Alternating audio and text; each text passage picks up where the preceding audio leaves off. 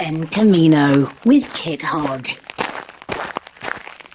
If you were with us here in Camino last week, you may have heard me make a shout out to David Mullan, resident of Orihuela Costa in Torrevieja, who was himself en Camino driving a car to Ukraine as a donation to their war effort. He's back now, safe and sound, I'm glad to say, and joins us. David, good day and welcome to the programme. Hi, Kit. Nice to talk to you. David, before we talk about the journey from Spain to Ukraine itself, what gave you the idea to make this trip? I've always wanted to do something for charity. And there's too many local animal charities here. And my interest has always been, say, geopolitics. And I'm quite upset about the Ukraine situation. And I heard someone being interviewed on Talk Radio Europe. At that time, I had people in the house. One ear was on the radio and I didn't catch all the information. So I thought this is a good thing to go for. And I contacted TRE and give them my contact details. And lo and behold, a few days later, you contacted me yourself and give me all the information regarding it. And then you made contact with the actual charity or the volunteer organisation. Can you tell us a little bit about the voluntary organisation? Well, it was started in Ukraine really to collect not only 4x4s, but SUVs and vehicles to use for humanitarian relief in Ukraine. I think the date they're up at around 54 million, calculated 54 million pounds worth, over 500 vehicles from around Europe. And I spoke to a nice gentleman, Ivan Oleski, and he was most helpful and said, yes, if a car came up, he would contact me. And which he did a few weeks later. Okay, so you listed yourself as a potential. We have to say that the name of this organisation is Car for Ukraine, and if you're interested, you can find it. You just Google, put in Car for Ukraine, either the letter or even the digit for, or the word for. Yeah. So you made contact with Ivan through Car for Ukraine, and then. He got in touch. This wasn't your car. He got in touch with you with another vehicle. Someone else was donating. Is that right? Well, I had the initial surge of I was keen to get something done. So I'm vice president of a small community here in Orihuela Costa, Colinas de la Regia. And I knew of a couple of 4x4s sort of line up, flat tires, but still roadworthy. We could get them going. So I asked those people at first, and I'm still waiting on a reply on one of them. And Ivan told me he had a car sitting southwest of Toulouse. Not the most easiest place to get to, it was trains, planes, and automobiles. But I said, if I can squeeze a week or 10 days, yes, I'll do it. And I rang the owner. He introduced me to the owner, a nice Scottish gentleman, Derek Thompson. And I appealed to Derek's better nature and asked, could he wait a few weeks because I had something on at that time and I would try and get it done before the end of February. And Derek was happy to do that. Okay, so the story went that you left you left Alicante by train, yeah, to Toulouse? No. I was fortunate. There's direct flights from Alicante to Toulouse. Oh yes.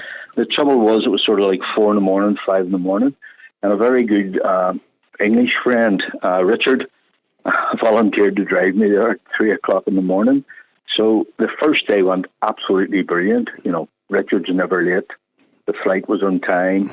100 meters outside the airport, which was quite small, there's a bus takes you to Toulouse train station, and from there a train to Busan, which is where Derek lives. Yeah. That's where Derek lives. Okay. Unfortunately, it was about an hour plus in the wrong direction. I was heading southwest instead of sort of east-northeast.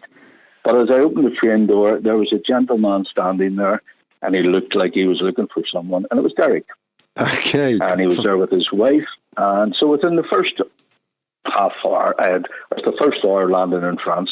I'd made contact with Derek. There was no wasted time. And he took me around to show me the car. And the car was?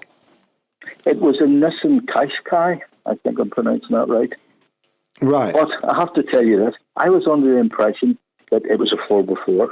And I said to Derek, you're going to have to show me how to engage the four-wheel drive. And he says, it's not. It's just the standard Qashqai. I went, oh dear, I've come all this way. I think Cars for Ukraine only take or prefer 4x4s. So right. Before doing anything, I rang my contact in Ukraine, Ivan. He always answers his phone pretty much straight away. And I said to him, this is not a 4x4. And he says, yes, I know, but we need it. We want that car. We have a special purpose for it. So I said, okay, no problem. And thank Derek very much. He was such a gentleman. He had checked the tires, the levels, the oil, filled up the diesel tank to the absolute max, and even left me a memory stick with thousands of songs. Oh, very good. Right, so you had in-car entertainment. The first time I put the key in ignition to turn it on, Bruce Springsteen just blurred out with Born to Run, and I thought that was very apt. Excellent. As you pulled away into what wasn't sunset yet. But I didn't at first. Yeah. It was a pretty cold place, Busan. Coming from Spain, it was very cold, and it was still early in the morning, about 9. I told the Derek, look, I'm going to take it a quick 20-minute drive, check lights, horns, all that good stuff. You needn't stand here. I have your address. If there's any problems, I can get you. So said my thanks to them again, my goodbyes, and they left. And I drove the car just 20 minutes around, basically a train station, a few back streets. Everything was great. Everything worked. And did that happy state of affairs continue all the way to the Polish border? Unfortunately not. I continue day by day. Right. But I had to sort of turn around 180 degrees from the train and head back to Toulouse, which was about an hour away. And I must have knocked up about 400 kilometres, which, 4.5 hours driving. I had a sort of non-monetary bet with someone that you could get across France without paying tolls. I think that was yourself, so that's hard to do. But I stayed there A and B roads, and I fancied just a nice French lunch or something like that in a nice little cafe in a small town. And then I noticed I was near a place called Mullan. You know where the big bridge is? I do know that. Yes, extraordinary bridge. Yeah, Yes, it's an extraordinary field of engineering. Yeah, incredible. And I had studied it. I had studied it for a further education course in project management, along with the Edinburgh Parliament buildings, what went right and what went wrong. So I thought, it's not out of my way. I can sort of bypass do it. So this is about the 4 or 5 hour stage. The car was doing terrific. And then we approached a small town. I didn't get to the bridge. A small town called Shinak. It's a hamlet. It really is a small town. And nothing was open. I was driving through this beautiful green sort of valley. Shinak was hanging on one side of this valley, and the car started to misfire, and then slowly ground to a stop. Oh dear! In the middle of nowhere.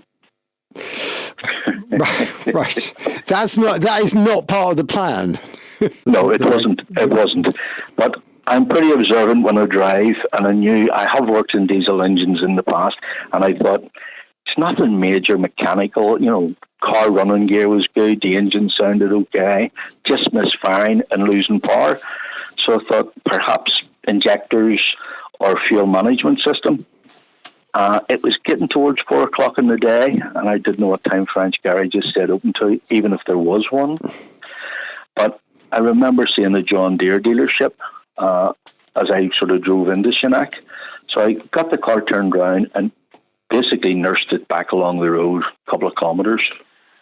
And the John Deere agency was not interested. They were only tractor men, and that was it.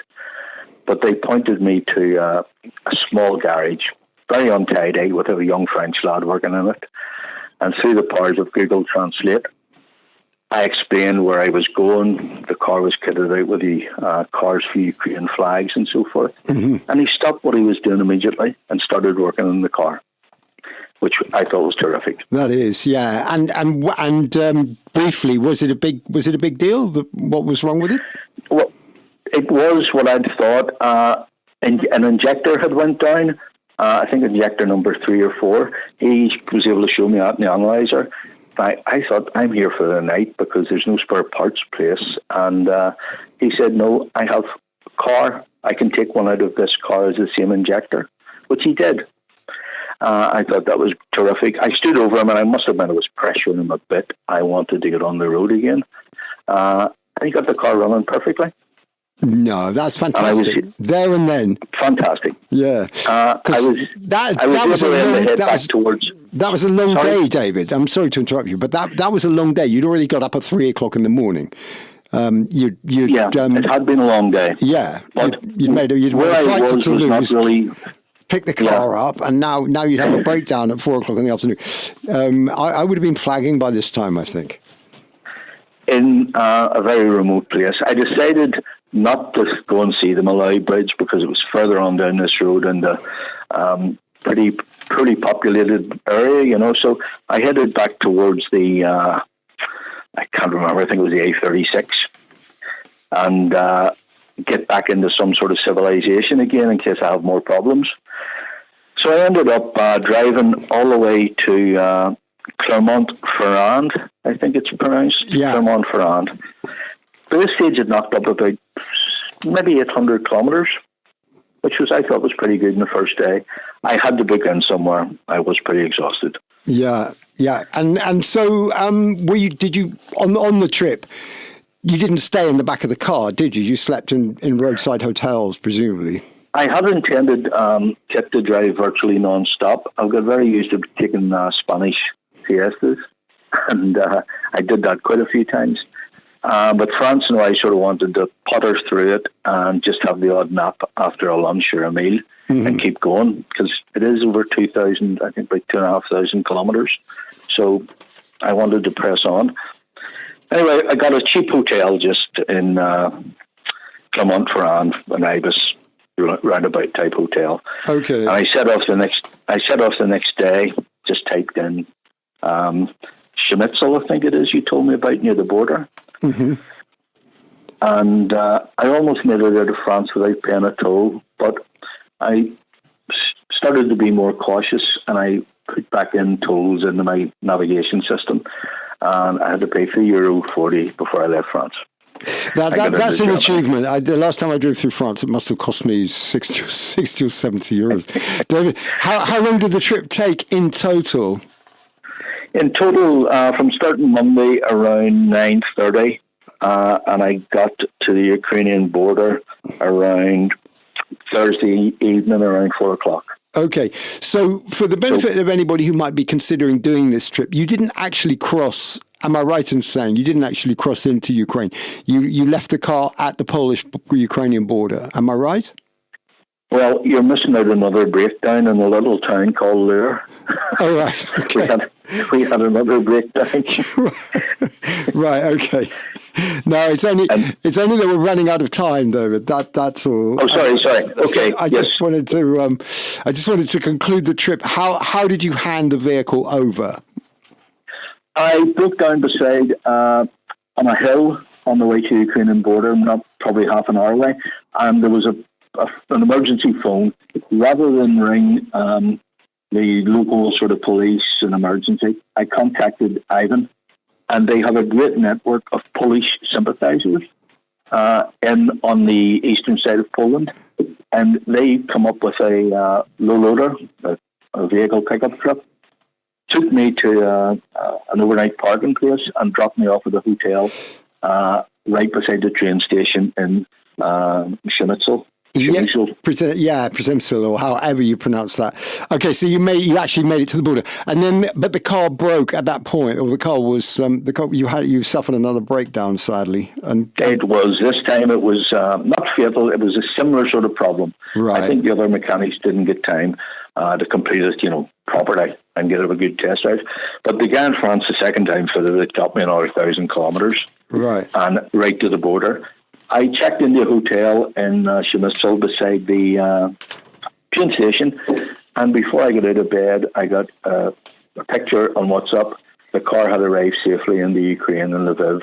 I was heading towards the garage to be repaired. Oh, well, that's fantastic. That's really good. In effect, it was delivered not door to door, but just up the street, basically. Yeah, well, David, very well done, and I'm sure it was massively. Well, those guys are super appreciative.